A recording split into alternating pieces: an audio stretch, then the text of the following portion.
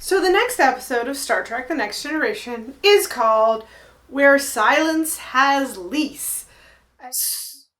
So Worf is in the holodeck and he has a new exercise program. And I think Riker is with him. And his exercise program basically involves using various weapons to fight Skeletor in the jungle. And that's like, in the running for one of the most fun holodeck programs that they've ever done on the show.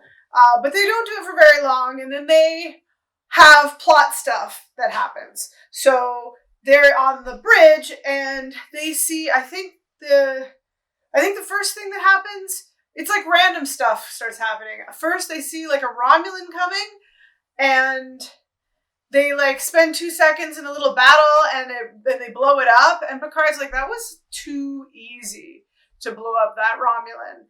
And then they see another ship that looks exactly like the Enterprise, but they not weirded out at first because they think it's got to be the sister ship. When they made the Enterprise, they also made another one that looked exactly like her that's called something else. And they're like, that's got to be that one. So they hail them, and they're not getting an answer. And they're like, what is this about? So Worf and Riker beam onto that ship. And it turns out it's not the other ship. It's a duplicate of the Enterprise.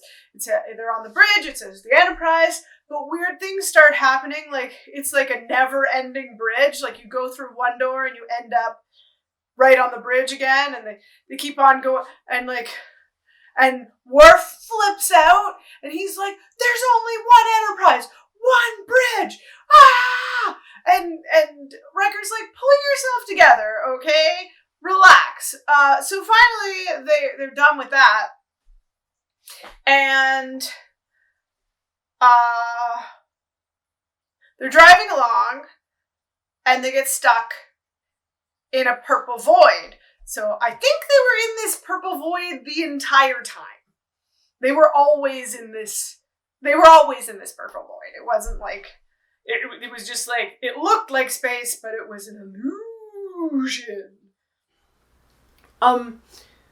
There's a face, like a big face in the purple void on the view screen. And he's like, hi there! And Data's like, there's nothing there. I'm scanning with my magic. No, it's not magic. Doesn't even work. My scanners, and there's nothing there. Sensors say nothing there. And Geordi says, well, it's a damn ugly nothing. And the face is like, hi, my name's Nagilum, and you are lowly primitive life forms, and I'm going to experiment on you. Okay? And they're like, not okay, we're busy, we're trying to explore the galaxy. And he's like, no problem, only take a minute. What I'm going to do is I'm going to kill you. Not all of you, just half of you, in like various different ways, and take notes. And Picard's like, this is not, no, you can't. That is not cool.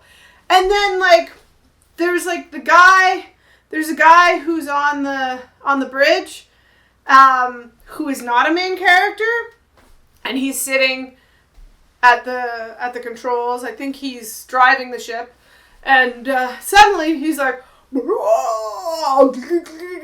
he rolls off his chair, and he's in the fetal position, and he dies, and Nagilum's like, well, that was interesting, I'm taking some notes here. Picard's like, you can't do that, stop it. Eventually, Picard's like, well, forget this. I am going to just destroy the whole Enterprise. And so, he sets the auto-destruct sequence, and he needs Riker to, like, sign off on it. So it's like, computer, set auto-destruct sequence.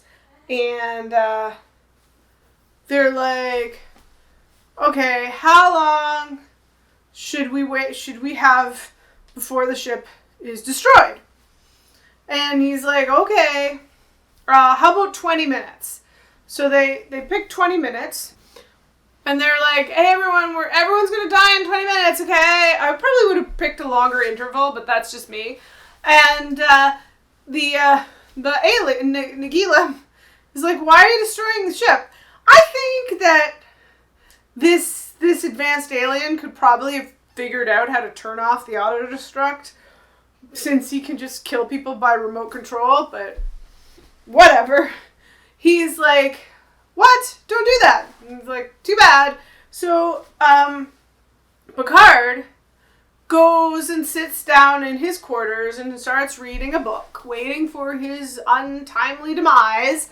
And Data and Troy walk in, and Troy is like, I'm sensing that a lot of people don't agree with you and don't want to die. And she's like, if like half the ship are going to be killed, I'd rather take my chances and be one of the ones that lives. And it's wrong for you to force us. And Data is like, what is death? And Picard says like, there's different some people say you live in paradise forever. Some people say you blink into nothingness. But I believe that the universe is so balanced, and that the answer to this question has to be more than either of those two philosophies.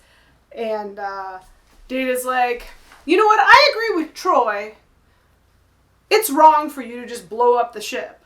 That is not very nice. And he's like, you know, and Picard's like, you know what's wrong? You guys are acting weird. And so they're like, and he's like, it's not going to work, Nagila. And it turns out, of course, those weren't the real Data and the real Counselor Troy. They were just, fake people that Nagila made, even though he can do literally anything except turn off the auto-destruct sequence. So Nagila is like, oh my gosh, forget it then. I won't do experiments on you. But like, thanks, I've got a lot of information on this. So this experiment's not a total loss. And they're flying in space now instead of in the purple void. And Picard is like, but I'm not even sure it's really the space and not the purple void. And it's like, it's 5 minutes left. Ooh, 10 seconds, 10, 9. He's like, can you just make sure, scan everything? And Picard's and everyone's like, Picard, we're out, we're fine. Just turn it off. And he's like, abort auto-destruct sequence. And the computer asks Commander Riker if he concurs. And Riker says, yes, absolutely, I do indeed concur wholeheartedly. And so the whole thing shuts down. And Picard's like, a simple yes would have sufficed. And he's like, I didn't want it to be too confusing for the computer, which I think yes would be actually less confusing than what he said. But whatever, it works. So they are not blown up. And Nagila talks to him on on his computer, his laptop in the ready room. And he's like, yep, thanks a lot for your experimental data. See you guys next time, I guess. We never see him again. So that is the end of Where Silence Has Lease. Bye!